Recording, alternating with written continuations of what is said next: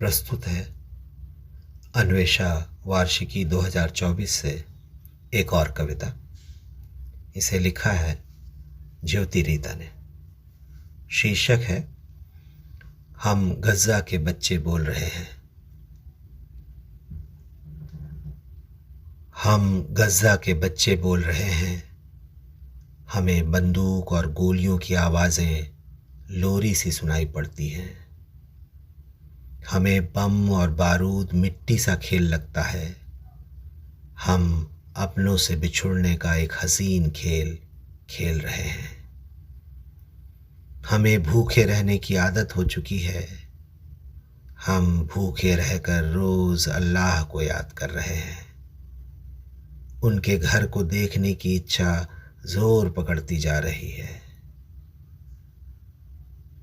अब्बू जो कहकर गए थे रोटी लेकर लौटेंगे, 2 सप्ताह बाद तक नहीं लौट पाए हैं।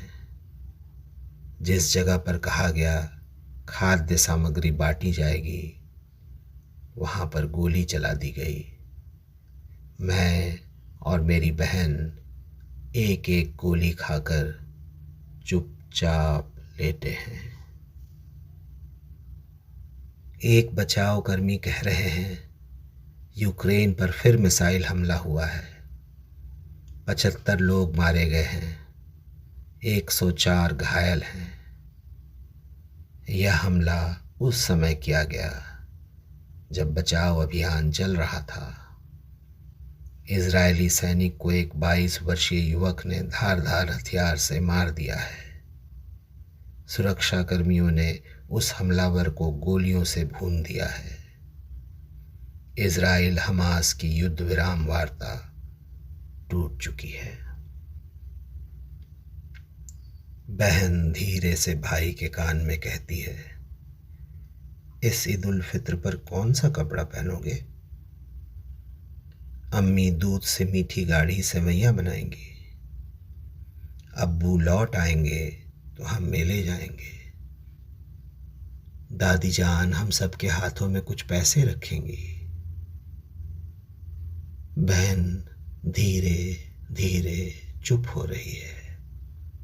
उसके नाक और मुंह से लगातार खून की नदी बह रही है।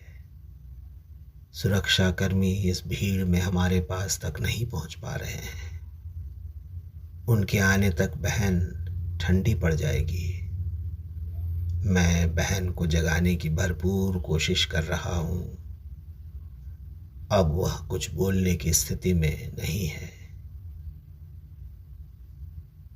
अब्बू की बहुत याद आ रही है। वह होते तो हमें बाहों में भरकर अस्पताल ले जाते। हम दोनों में से कोई एक जरूर बच जाता।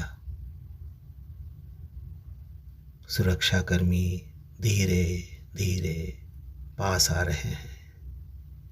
मेरी शक्ति धीरे धीरे खत्म हो रही है। मैं कुछ नहीं देख पा रहा हूं। सुनने की क्षमता भी लगभग समाप्त हो चुकी है। अब्बू कहते थे मरने के बाद सभी अल्लाह के घर जाते हैं। एक एक कर हमारे सभी रिश्तेदार वहीं हमारा इंतज़ार कर रहे होंगे। इस बार हम ईद की नमाज अल्लाह के घर पढ़ेंगे। इस बार हम मीठी सेवैयां भी अल्लाह के घर खाएंगे। इस बार हम ईद की नमाज अल्लाह के घर पढ़ेंगे। इस बार हम मीठी सेवैयां भी अल्लाह के घर खाएंगे। आमीन।